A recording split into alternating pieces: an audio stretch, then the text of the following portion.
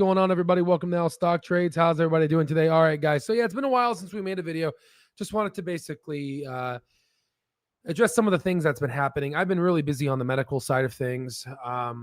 Just wanted to just poke in, say hi. How's everybody doing? Like always, this is an educational platform. Nothing here constitutes financial advice. Please go ahead and read the disclaimer.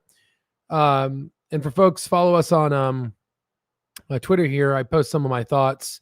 So what happened, right? So that's the ultimate question in regards to what happened with the overall stock price of Clover. I mean, it was just within just we were here. Let's go to the top here. We were at like around a little upper 325s, and then we crashed 22% within a couple of days.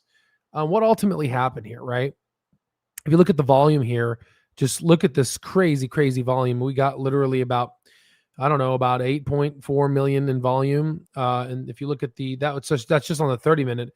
If you look on the daily and just kind of stretch that out really here, you could see we got about 52 million on the volume, just complete colossal drop in value of the Clover Health stock. And then you could see from this bottom angle here, we got some consolidation, really near oversold, not just here touching it, but if you look at the hourly chart, looks like it is some form of a curl. And again, we don't know if this is going to probably touch back here and just transcend this until we get some news from CMS. So what happened, right? Let's go ahead and you're giving birth, Al. Oh, wow. All right, what's going on, everybody? How's everybody doing? All right, so CMS a couple weeks ago leaked the star ratings accidentally to everybody. So let's say, for example, if you are Humana and I am Clover, let's say, you would know, I would know your star ratings and you would know my star ratings, right? And I think that's what happened. But let's go ahead and talk about how star ratings are calculated. They're not really calculated the best way. And there's like a big pushback right now in the industry. So, so I could kind of show you this. So CMS withdraws notice of appeal over United Healthcare's MA star rating lawsuit. So what happened here? Well, United Healthcare sued CMS, and then the judge ruled in favor of United Healthcare. And then CMS appealed it, saying, screw you, we're not going to give you those stars. And then they just withdrew it, saying, you know what, we were actually wrong. So what ended up happening with CMS? Well, what they end up doing is they end up making some phone calls, and it's just one phone call, and they ask if they can speak to a translator in a specific language. If the people that run the insurance company don't have that specific translator, then they would get dinged stars. And, I would say from that angle, the phone call went sour in regards to United Healthcare with CMS. And it was a third-party contractor that's private that CMS hired, which is not part of the deal, and the judge ruled in favor for them. So CMS is most likely going to be granting star ratings back into I actually just started right now. So it's been I just started right now. So I haven't even gotten there. So I'm just explaining the star ratings structure. So most likely they're probably going to give them back some stars for United. Likewise, Alignment Healthcare, also, if folks that don't know, Alignment argued that their Tukey score model, which is a outlier model, statistical method they look at, and it's made for predictability. But when you have outliers like Alignment Healthcare, which scores in the 5-star rating, it hurts them. So they're trying to recalibrate this and sue CMS. And what ends up happening is when you have a bunch of people suing, and if, let's say, one judge goes in and says, no, this is wrong, then you can use that lawsuit case to essentially go to court and say, hey, listen, based off of this, the judge ruled in this person's favor, I would like to go ahead and sue myself. So I think, you might be asking yourself, what's going on with Clover Health? And I'm going to explain. People are saying, well, the management team is not good. They need to tell us what's going on. No. Let's talk about this, okay? So there are a couple things that's happened kind of across the spectrum right now for Clover. There are a couple things. In terms of paying broker fees to sell Medicare Advantage plans, they're still doing that, and they're one of the only few in New Jersey. Now, granted, they have not increased to a higher rate than what most folks expected, but they're paying at a rate that is well known historically, which is still better than not basically making the plans commissionable. So I think that may be a reason, potentially, by looking at their star ratings, to temper growth expectations. Maybe they did get 3.5 stars, right? So I'm going to go ahead and kind of talk to you guys in different pathways, okay? So what happens, let's look at the overall worst outcome, okay? Let's go ahead and let's say they got 3.5 stars. Well, actually, let's look at the easy one, the good outcome. Let's say they got 4 stars and they kept it, or they got 4.5 stars or higher, right? Well, obviously, that's going to be good for the stock price. And whatever drop that we saw here, this was a very clear indication that maybe, retail was the target mission to essentially have them get out. And as you know, institutional ownership went from 18% to 39%, right? And we're at the highest level of ever in the history of the company at a high institutional ownership. So you got more institutions buying Clover than ever before, right? But again, the question is, how did these institutions get their hands on these shares? Well, because retail investors were selling them, right? Retail investors just can't handle a 50% drop, even though that, it's still higher than 60 cents, right? So you're going to get a bunch of these types of drops in a high beta company that has a lot of volatility, and that's just going to be a way to grab retail investors, right? So, so there's that, right? But let's say, for example, there is a downgrade, right? Well, let's explore that and dissect that out for a sec, okay? This year, Clover's payment plan is 3.5 stars, but they're being advertised as 4 stars. So maybe that probably increased, that probably showed that their growth rate has been increased, right? And if I was Clover, I would try to grow more now so I can eat that, cost now, and then later on enjoy that 4 stars that we get next year. Because we still get 4 stars next year, regardless of what happens in the next 10 to 15 days, right? Whenever we hear back from CMS or like officially Clover releases what stars they have. But let's assume they got 3.5 stars. Well, this year we got advertised as 4 stars, but we're already getting paid at 3.5 stars. And if you look at the first quarter of this year, if I can find if you look at the first quarter of 2024 last year, we got $6.8 million in EBITDA. But if you compare it to the first quarter of this year, we got $26 million in EBITDA, an improvement of 279%. So it's very clear that we can make some good money on the EBITDA front from a 3.5 star payment year. However, if you compare Q2 last year, we were actually positive 36 million EBITDA, very good in net income positive last year.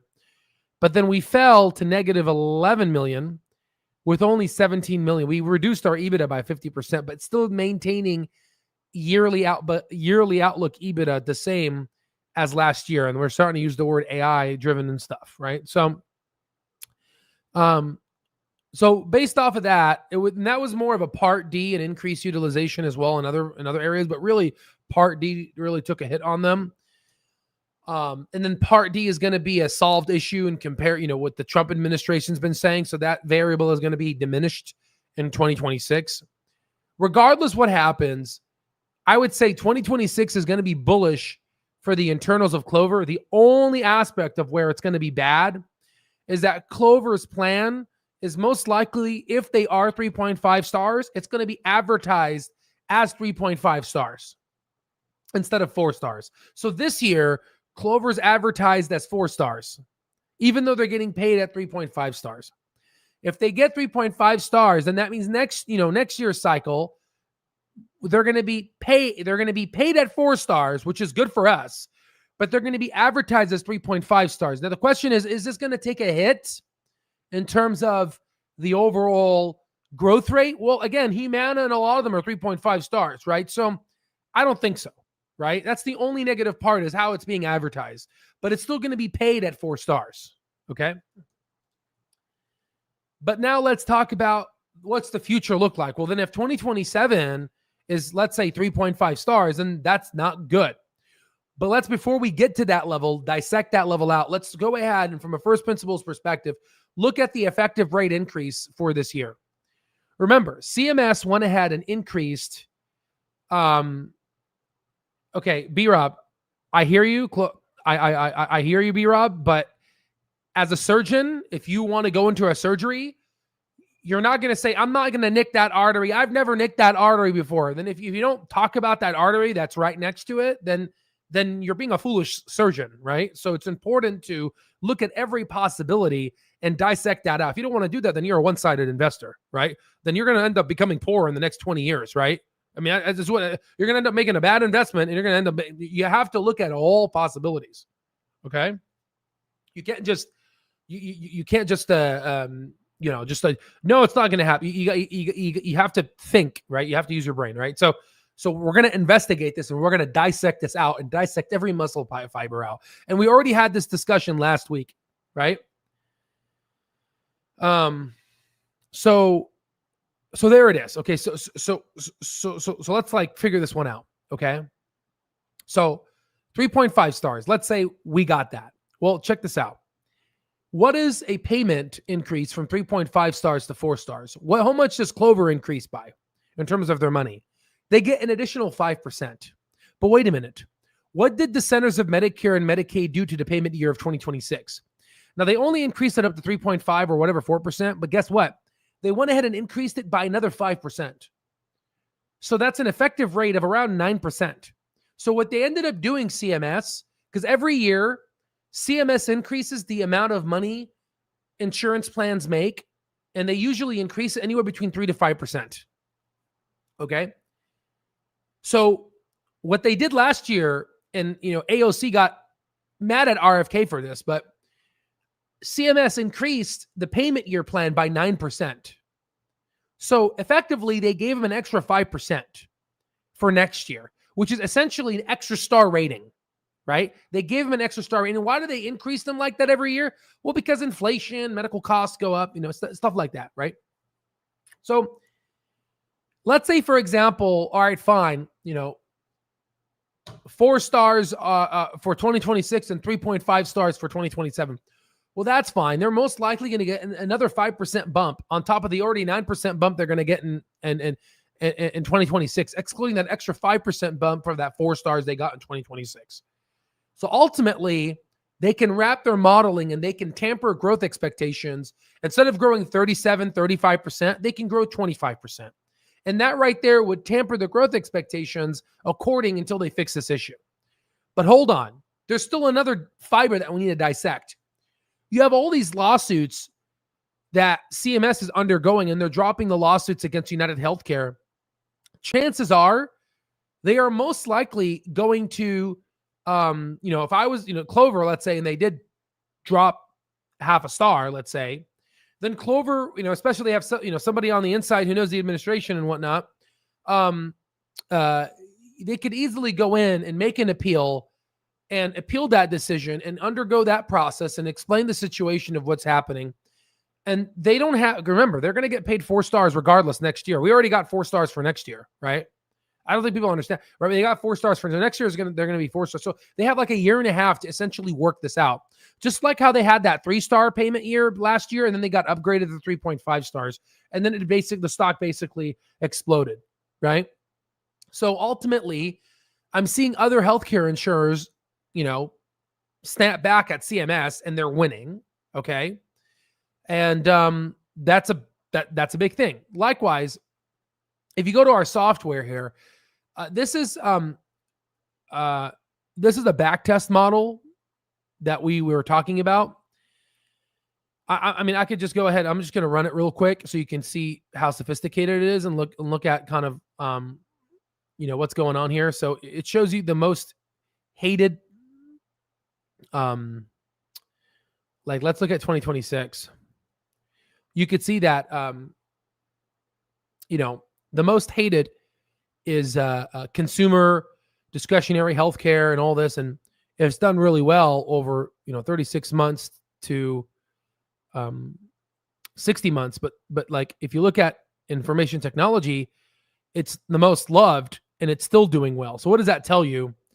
It tells you, obviously, we're entering an information era world where AI, I mean, this is a contradicting Warren. Warren Buffett likes to invest in the hateds, right? And if you were to look at that in terms of healthcare wise and kind of zoom, let's look at this one here. Let's probably a lot, but you could see here it's an outlier, but you could see ultimately the upper ones usually perform really well. You could see 102 relative to the other ones down here, right? So what is the most hated this year? Well, if we run the most hated analysis this year and we analyze the next sector rotation, we see that the most hated, it's on the pro. The most hated right now is consumer staples, real estate, energy, utilities, and healthcare, right? And let me see here, if I may. Look at the contrarian analysis here. And this is the more expanded one. We're going to be going ahead and releasing this one soon. But you could see ultimately these are the most hated, and healthcare has been rebounding. And you can see how bad these are all doing. And so these are like the top. And if you look at healthcare wise, you could see there's a rebound happening right now in healthcare. You see this huge jump. Like last week we were down here. Remember I said, and then it looks like it was going to rebound, and it certainly did. And if you add some of these analytical tools here, you could see that we got a nice jump off of the RSI, and you can look at this when the RSI is low. You could do a test to see kind of where we're at. And then if we were to go here, you could see the MACD, right? So it's a nice way to look at things, right? So what I'm basically trying to tell you is from the perspective of just looking at the most hated sectors, healthcare is one of them. So, and real estate, right? So I would say from that angle, that is going to obviously change. Money is going to start flowing into it. And we're already seeing money start flowing into healthcare. As you can see, one of the first folks was, Warren Buffett. So that tells me, the healthcare market is going to end up basically helping itself and kind of going. The other thing I want to talk about is just really quickly, Jumia. Jumia is a stock that we talked about. It used to be here. We talked about how it's definitely not good to get in, and it fell all the way down to 160. However, over the past couple months, it's been up about 556%, all the way from lows. But if you ultimately look at the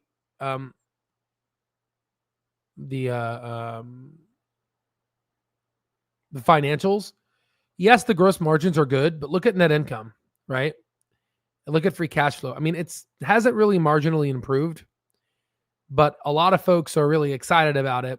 But it tells me that a clown type market is on the horizon. I mean, just look, Q2 is actually a lot worse, and so it shows me the clown market is on the horizon. And book value has gone down to 87 cents. Nothing's really changed. I mean, the U was really bad here, but there is some improvements internally, which is why the stock shot up a little bit in terms of the book value, because it was really bad. It's still down from its relative fiscal year 2024 high. But the point is this market that is driven by speculation is slowly starting to come back. Okay. You're starting to see SPACs come back, right?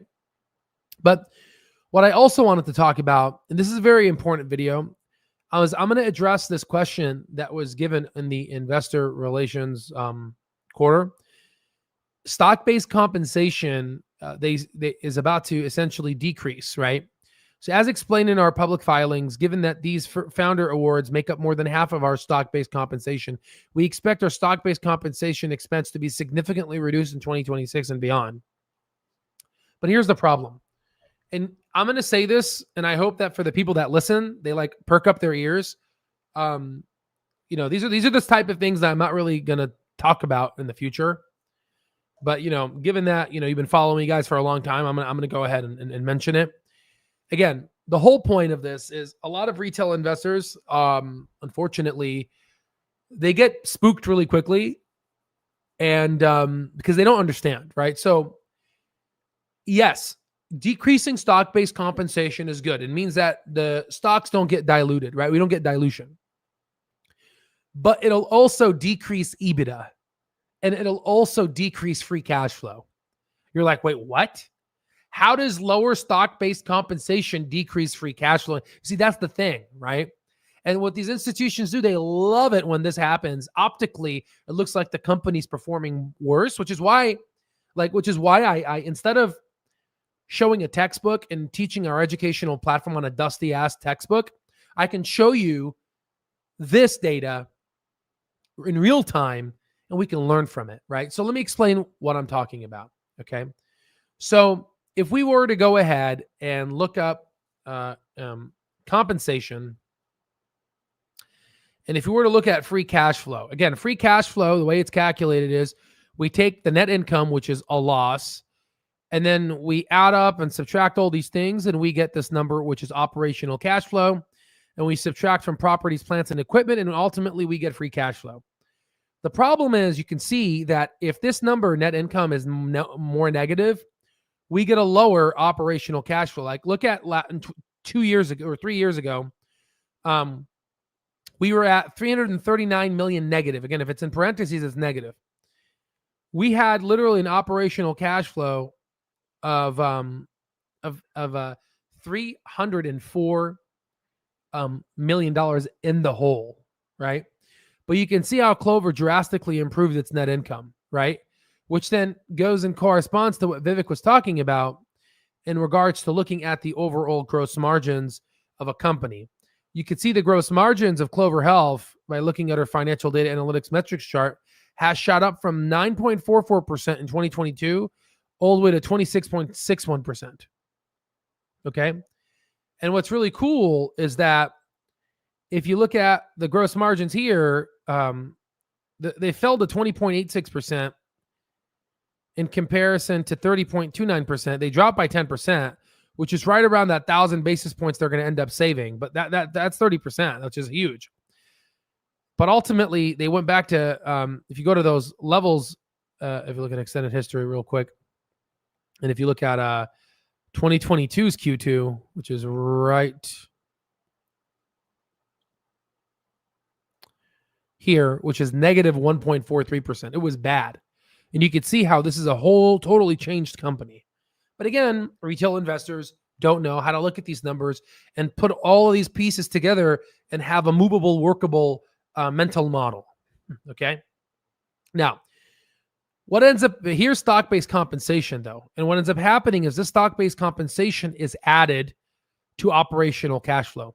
So stock-based compensation is actually artificially increasing free cash flow.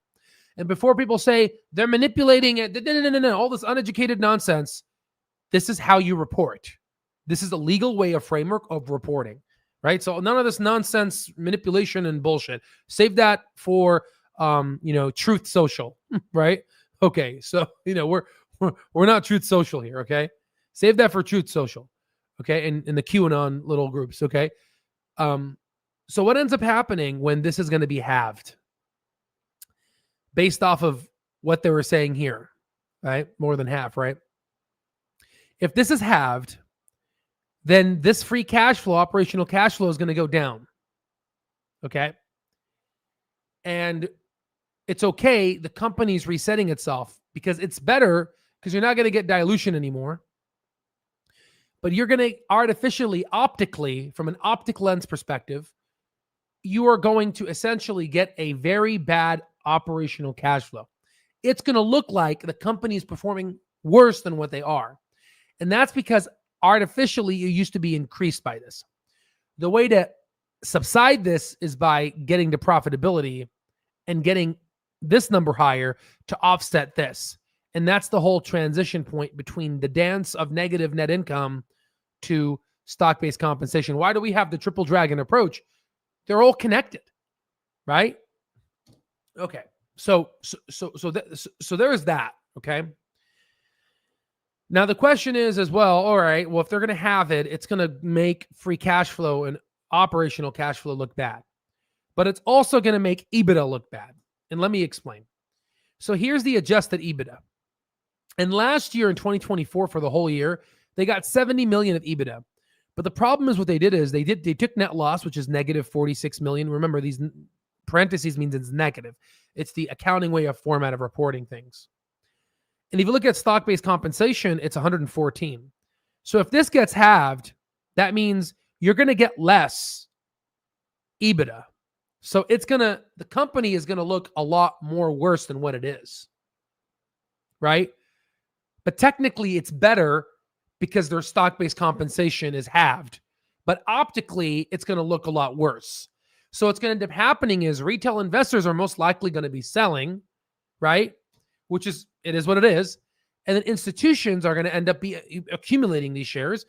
And the W-2s stay W-2s. And, that's how it is. The rich become richer and the poor become poor. It's like that, what's that movie called? Squid Game, where the guy gives the homeless person a lottery scratcher versus food. And a lot of them pick the scratcher, right? No matter how much effort you put in teaching them, some people are just gonna, they're just gonna like jump off of the freaking boat, which is fine. It is what it is, right? Not, it is what it is. Okay, so there it is. So if you didn't understand that, then, I would say, you need some education, right? Because if you didn't understand what I just said right now, then holy shit, right? I don't know. Oof, right. Imagine if I didn't show this, right? So again, these are all things I'm looking at into the future and I'm assessing how things are at. Okay. So now that I pointed this out, what else do I want to talk about? Oh, okay. So we talked about this. We talked about all this. We talked about this. Okay. Now let's go ahead now and talk about net income. So you could see from analyst estimates, they ended up fixing this one in a way. Let me see here. Kind of fixed it. But you could see that in 2028, they're expecting Clover to be a positive $141 million. So they're expecting them to be positive 141. So what does that mean? Well, if you go ahead and zero all this out and take this to zero, there was always going to be some residual, maybe 20, maybe 40, 50 million of stock-based compensation, but let's zero this out. If we zero this, let's just go ahead and do that. So that's 82.45. So 82.45 plus 43. That's 125 million. But then we have to subtract this, 114. So if we zero 125.45 minus 114.33, you get $11 million of operational cash flow. So this company at a net income of zero, break even, it's going to generate $11 million, right? Al, would you continue investing in Clover with your own money? I have about $1 million worth of Clover. And again, I'm not going to be telling you what to invest in. Like I said, I'm not a financial advisor, stockbroker, or licensed. This is an educational platform. And I'm using this company as a way to really learn, really like show you guys how to track a company by looking at all of these things and all these metrics and how they improve, right? So I have about $1 million in this company, right? And then Actually, you know what? Before I even go on with this, let me just explain. So right now, if I want to, this account here has about 340,000 shares of Clover. Now, what I can do is I can use the private account, which has another 100,000 shares. But what I can do right now, if I did not believe in the company, and if I believe that this company was like not going to make me any money in the future, then I would be selling covered calls right now at $3. As of right now, I could make, as of right now, every week I can make 10 grand. So as you can see here, I have 340,000 shares available. On October 10th, I can do a covered call at $3 and I could make this much money, 10 grand, a little over every week. So if I multiply that out, I can make $40,000 a month. In a year, I would make $488,000 back. Essentially, I would be able to get half of my shares back, right? For free. Okay. But I'm not doing that. I'm absolutely not doing that because, why do you think I'm not? It's because I hate money? No, because I believe I can make more money, right? So I guess the better way of saying it is I'm comfortable leaving $10,000 on the table and walking away. I'm comfortable walking away from 10 grand on the table every week. Or better way, let's put it this. I'm comfortable leaving $40,000 on the table every month. Or better yet, I'll do this. I'm comfortable leaving over $488,000 on the table. I'm pretty much almost nearly $500,000. So I'm comfortable leaving $500,000 on the table every year. Right? And if I truly believe that, this company's worth $3 forever, then okay, then I would be extracting my money out. You know what I'm saying? Right? I did a little bit of that when it was around the upper $4, and I was doing about 20% of the portfolio. And that was just from an educational perspective, and it was FU money. And we were pulling like $50,000, $60,000 a month. It was great, right? But I would be doing that, right? But I'm not. I'm leaving 40 grand a month on the table. I'm leaving approximately $500,000 a year on the table, and I'm not even looking at it. And I know that's a lot of money, right? That's holy shit. Why are you doing that? Because I'm an investor, right? All right. So there it is. Okay. So now let's go back to the math. So if we were to zero this out, CLOV makes on a $0 net income, it makes $11.12 million of operational cash flow. Subtract your $1 million of property, plants, and equipment. That's about $10 million, right? But let's, so if we go ahead and go to this here, that's $141 million that analysts are expecting Clover to grow. So if we do 141 million plus your, let's say 10 million, that's 151 million. Okay. So if we go ahead and go to the intrinsic value software, and if we put in 151, and let's say they continue to grow at 35%, I'm not even going to do that, but let's just look at that. We're looking at $26 to $39, right? But I want to be humble, okay? I want to grow this out to 20%, okay? If this grows 20% continuously, then we're looking at a base case of $9.74 to a bull case of $13.88 by 2028. But that's them growing 20%. If they end up basically fixing this hurdle of the star ratings and fix that and end up being 4 stars or better, then they can easily grow more than 20%. In fact, I would probably see them growing at 30%. But being humble, 25%.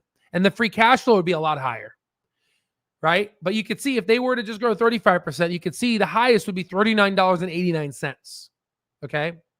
So, but let's say, for example, we approach 2028. They're growing 20%. They're about to approach the free cash flow of 151. They're about $140 million of net income positivity. Then I would say, okay, I'm going to limit what I basically talk about online. And I'm going to say, okay, I'm done making videos, and I'm going to internally use my software to start extracting money from the wheel strategy, right? So why am I going to do that? Here's the explanation. Let me go ahead and pull up Oscar.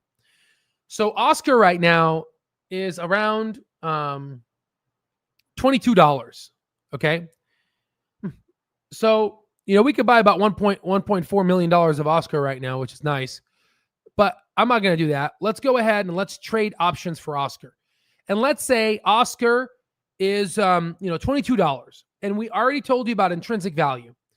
So if we go ahead and get my microphone here, and if we go ahead and press this microphone, intrinsic value calculation graph.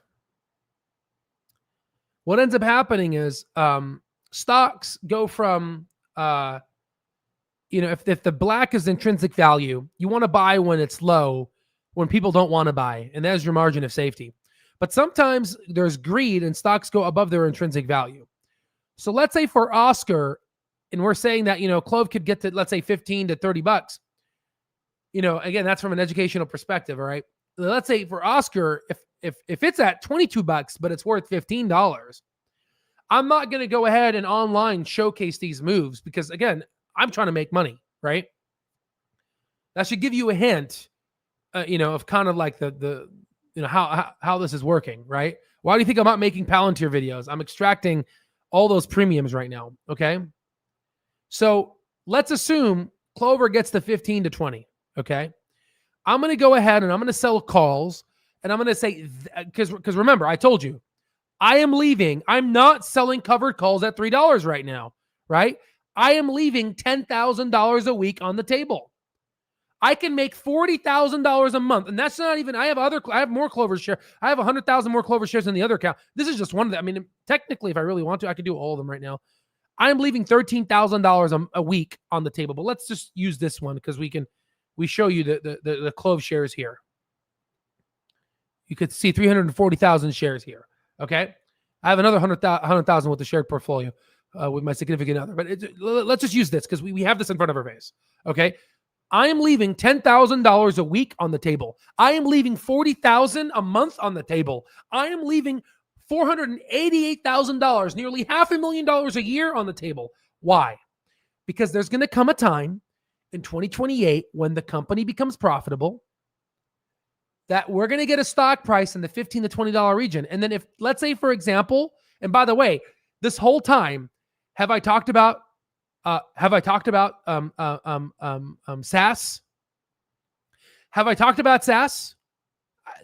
All these calculations they have no SaaS involvement. So what's going to happen with Duke and Illinois and Humana and all the bullshit? Okay, I haven't even talked about SaaS, right? I'm excluding that because I don't have numbers because Clover didn't give me shit, and I'm not going to work on nothing. That's speculation, right? All right, so let's say, for example, Clover gets to these levels. Let me show you how much money I can make in 1 week with this, okay? The reason why I am leaving $10,000 a week on the table, because I could be making $237,000 a week. You understand that? The reason why I am leaving $40,000 a month on the table is because I can make $951,000 a month. Well, what do you want? $40,000 a month, or you want next to $1 million a month? The reason why I'm okay of leaving $500,000 a month on the table, because I can make $11.4 effing million a month. You understand what I'm saying? And again, we have retail investors. Oh, they're upset. I mean, again, I'm not trying to belittle retail investors. They have like maybe 20, 30,000 shares. Hey, that's something. But they're like upset. Oh my God. They're like, oh, you know what? And that's okay. That's fine, right? Institutions love you because they're going to take your shares, right? Like, oh my God. Oh God, it's dropping. Oh, it's my worst investment ever. Shut the fuck. I mean, oh my God, right? Jesus Christ. Okay. Which is why I haven't made a lot of videos. I'm just like, man, let these gazelles get eaten by the prey. Just let them. It's okay. Okay. Now, internally, Clover has to make a lot of money in order to essentially get to break even levels for an MA business. It shows you how hard is it to become a Medicare Advantage company. They have to make at least, $2 to $3 billion just to become break even, which is insane, right? That's the moat, right? And they're doing it faster because of Clover Assistant, right? We'll talk about that later. Entry to access point, which is really nice. Okay, so again, sorry, to be mean, but again, that's what it is, right? If Clover goes to zero, I lose $1 million, right? And there's some people here that they're crying about 20, 30,000. Again, I'm sorry. I know that's hard money. If I was in your shoes and I was in your shoes before, that was a lot of freaking money.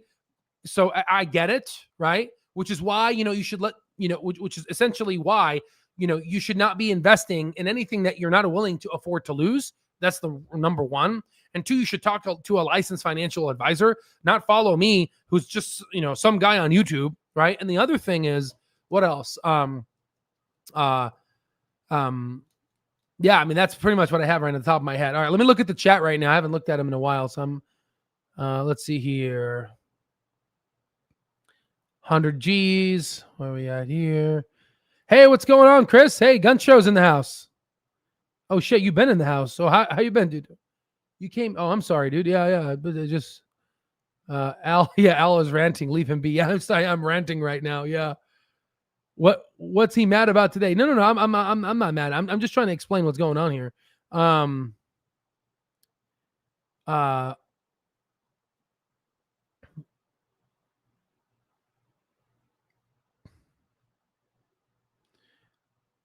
Damn, Implied. Why are you so mean to B-Rob, man? Come on, be nice to B-Rob. It's okay.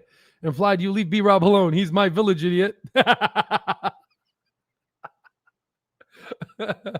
You guys are hilarious. Okay, but so here's the thing. So in conclusion, let's investigate this. So United Healthcare's dividends is 2.45%, right?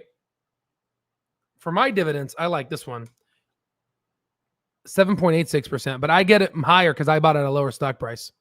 I got it when it really dipped heavy, when oil was low, when it was down this level here. Wait, where is it? This one here. It fell a lot lower. This one was really bad too. You get some really good buying opportunities here. I mean, $1.33. Holy shit. I didn't get in there. That's just amazing. But anywho, so the point is, right now I'm comfortable leaving 10 grand a month. I'm sorry, 10 grand a week. Like imagine if somebody gave you 10 grand a week. Every 5 days, they say, here's $10,000. The next week comes in, here's another $10,000, right? I can make that right now. Every month, here's $40,000. You know what I'm saying? I'm saying take that $10,000 and shove it up your ass. That's what I'm saying. Okay? That's what I'm saying. Right? Because I don't want $10,000 a week.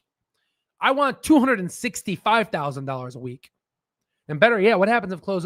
And this is without SaaS, right? So again, I would say if Clover stays where it's at and the SaaS business doesn't work, let's say, and they're just an MA insurance company and they're growing at 20%, I would say I would be comfortable playing the wheel strategy at $10 and above. And the beautiful part is $13.88 will be the intrinsic value. It will go above that, right? Like stocks trade above or below their intrinsic value, right? Just like here, it traded above its intrinsic value and now it's trading way below. And soon it will go back up. And you look at the margin of safety. Look at this huge margin of safety that we have, right? So at that point, I would say, once it goes over 10, 15, I'm sorry, YouTube, but I'm not going to be talking about this anymore because this is business. That's how you know the shit works, right? It is what it is. Do you blame me? It is what it is. Because I have a company to run. I have this company to run. This is my real estate business. I got to run this company now. Okay. But that's essentially what's going to happen, right? $10,000 a week is not really going to do it for me, right? I need like $250,000 a week, right? Anyway, changing the topic, I made some fresh pesto today. Unfortunately, I got the recipe from my chef. She wasn't able to make it this week, but I was able to make it on my own. Man, for a first time, it's not bad. Let me tell you. You know what I did? I got some olive oil imported from Italy. Very nice, Sicilian. First cold press, unfiltered, untapped. Very good olive oil. I got some pine nuts and some garlic, right? And I went in there, Vitamax, right? Olive oil, right? And then I got fresh basil. I'm going to start growing my own basil. I have like an aqua grow thing. I used to do it in Minnesota when I was at Mayo Clinic. I'm going to reopen that up and regrow some basil and whatnot. I really want to grow some stuff, man. I'm kind of,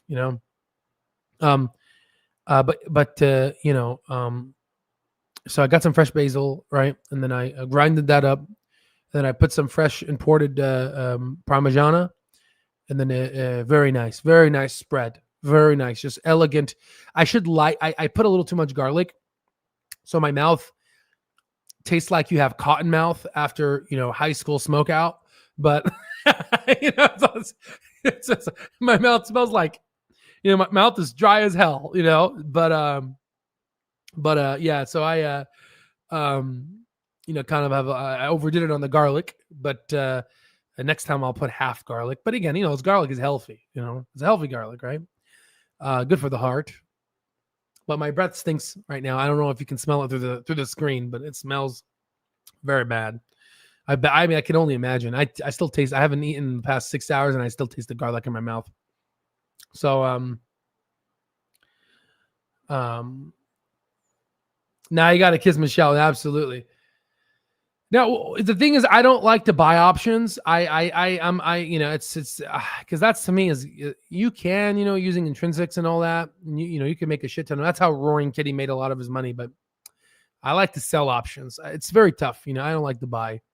You know what I mean. But overall, I'm okay. I remember, if you guys remember my video with Sunoco, it's one of the subsidiaries of Energy Transfer.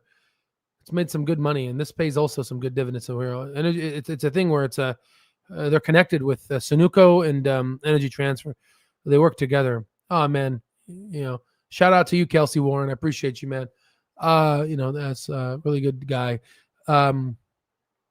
Okay, guys. I mean, that's pretty much it, right? Let me just open up one more thing here. So you could see that they're estimating to be profitable here. Here are not too many analysts. Where's the here's the institutional ownership. Let's look at the 25 years. If we go ahead and analyze the 25-year, like just the long term. Let me just reload this for a sec, then do 25. Okay, good. So here it is. And if we go ahead and score it, you can see this beautiful here. We got an 8 out of 1 score. I mean, this is like a perfect score. You can see that usually these numbers follow in suit. But right now we're getting a divergence, right, between the total invested and the stock price. This should coincide soon. So we'll see what ends up happening there. But overall, I'm very excited to what's to come for the future of this company. Ownership percent has gone up dramatically as the stock price collapsed. I'm just very excited to kind of see how this looks like. There's a divergence happening, right? And this is why I have the data, right? To keep me grounded, to keep me humble, and so I know what I'm doing, right? But that's pretty much it. Garlic is good for parasites. Well, that's good, man. I feel the parasites getting killed in my mouth right now. My tongue is a parasite. It's like it's like freaking dry as hell right now. Let me drink some more water. But that's all I have for you guys. It's pretty much it. Let the gazelle get eaten by the lion. Let nature take its course. And that's it. It is what it is. All right. Ultimately, this is a long-term hold. And as of right now, I can make 40 grand a month, but I'm not doing that. Why am I doing that? I'm not even looking at that. I can make 40 grand a month, buy more shares. I'm not even touching it. It's like a rubber band. It's like really low, right? Later on, when I start doing on the whole portfolio, covered calls and cash secured puts, lifetime access members, you're going to see everything that I'm doing. Not financial advice, I'm just sharing with you, given that you have lifetime access to our membership, to our software.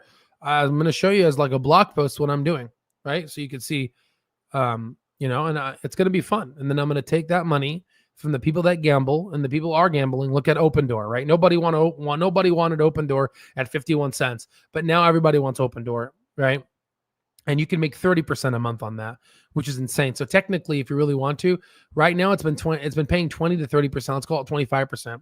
So let's say if Clover goes to $15 with these share counts, and I make 25%, I can make this much every month. I can make 1.2 million a month. Imagine that, 1.2 million a month. And I go in, and let's say 1 month is a dud, but on average, I can write off those properties. I can buy 3.1. I can buy about 3 properties. This 0.81 will serve as for taxes. I can buy 3 properties a month. So in 12 months, I can go ahead and buy 38 properties, right? Well, and let's decrease it down to 35 properties. The rest is for taxes, right? I can buy around, let's call it 30 properties a month, 8 for taxes, let's say. Sorry, 30 properties a year. You see what I'm saying?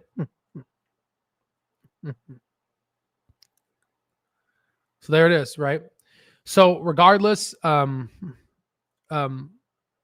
whatever Clover's going to do, if it's going to be 3.5 stars or 4 stars, at the end of the day, there's going to be an appeal, there's going to be court, but in the long run, it ultimately is, you have the SaaS compound that no one's talking about.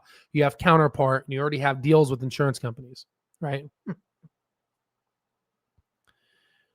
There it is. It's as simple as that. And a lot of people, they want money now, but they don't understand that Clover's technically up 304% from its lows. Clover's up 304% from its lows. Okay. And if you look at, let's say, for example, SoFi,